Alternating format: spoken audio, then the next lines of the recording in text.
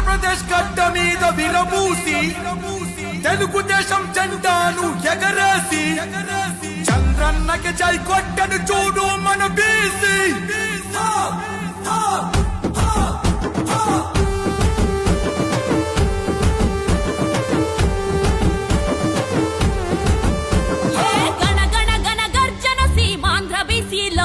మేమగ్గి మీద గుగ్గిలౌల మండే బిసిలో ఏ జన జన జన జన కరి పోరు బిసిలో మేం పరుగెత్తే పసుపు జెండ పచ్చ దళాలం బీసీ బిడ్డలకు పెళ్లి కానుక ఆదరణ పథకాలతో ఇచ్చి చేయుతా 20 పైగా బీసీ కులాలం ఒక్కటయ్యి సునామీలా మేము దూకుతాం మన గణ గణ గర్జన సీమాంధ్ర బీసీలో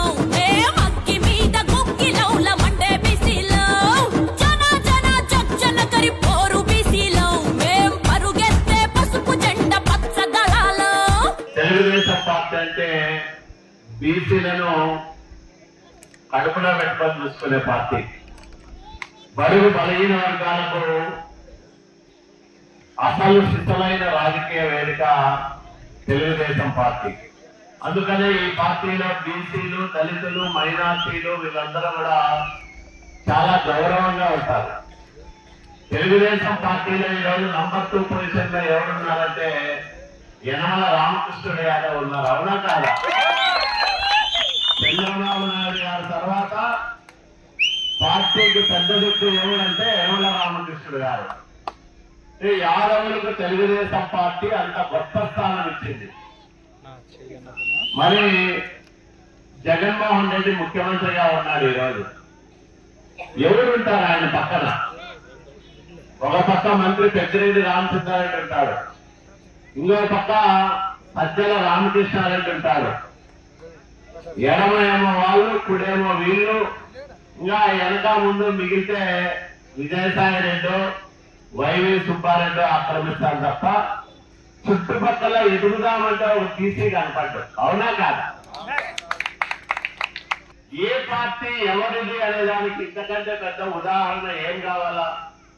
తెలుగుదేశం బీసీల పార్టీ, వైసీపీ రెడ్ల పార్టీ. రాయదుర్గానికి వస్తే వైసీపీ అభ్యర్థి ఎవరు? మెట్టు గోవింద రెడ్డి. అవునా కాదా? ఈ పక్కన నేను బీసీ.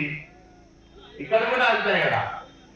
ఇది తెలుగుదేశం పార్టీ బీసీ అభ్యర్థి నిలబెడితే అక్కడేమో రెడ్డికి ఇచ్చింది. పోనీ ఆ రెడ్డి ఏమైనా పొడిచినాడా? ఎమ్మెల్యేగా ఉన్నాడు, ఎమ్మెల్సీగా ఉన్నాడు, ఏపీఐసీ చైర్మన్ అంటే ఆ రెడ్డి పొడిచింది ఏమీ లేదు. మీరు 2004లో ఎమ్మెల్యేగా ఎన్నికైనప్పుడు మెట్టుగోవింద రెడ్డి అఫిడవిట్ చూస్తే ఆయనకి ఏం ఆస్తులు ఉన్నాయి. అట్లాగే ఇప్పుడు మళ్ళా నామినేషన్ చేసినప్పుడు అఫిడవిట్ చూస్తే ఏం ఆస్తులు ఉన్నాయో చూస్తే తెలుస్తారు. ఆయన పదవులను అడ్డుపెట్టుకొని సొంతంగా వ్యాపారాలు అభివృద్ధి చేసుకొని డబ్బులు సంపాదించుకోవడానికి పదవులు కావాలా. కాలం శ్రీనివాసులు ఎమ్మెల్యే అయితే రాయదుర్గం బాగుపడుతుంది, ప్రజలు బాగుంటారు.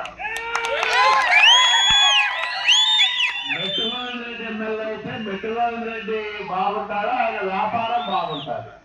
రాయదుర్గానికి ఏమన్నా ఉపయోగమా?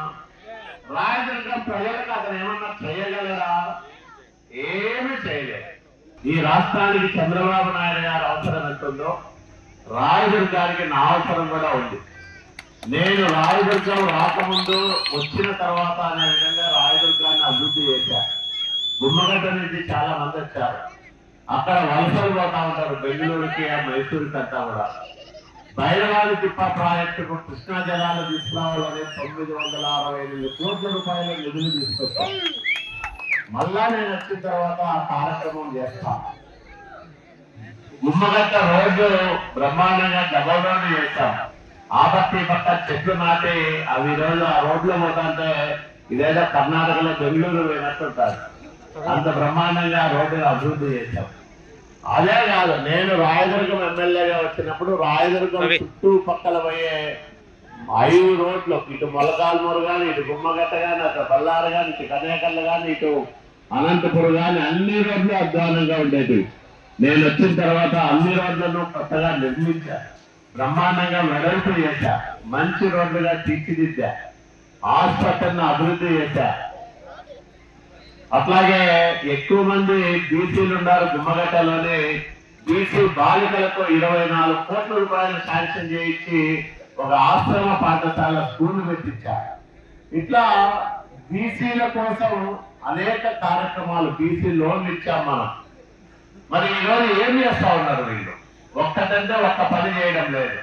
విపరీతంగా కరెంటు ఛార్జీలు పెంచినారు. 9 సార్లు కరెంటు ఛార్జీలు పెంచినారు. ఆర్టీసీ ఛార్జీలు పెరిగినాయి. గ్యాస్ 630 నుంచి 1100 రూపాయలు పెరిగింది. ఉప్పు, పప్పు, మంచినూనె, చింతపండు ఇట్లాంటివైతే విపరీతమైన రేట్లు పెరిగినాయి.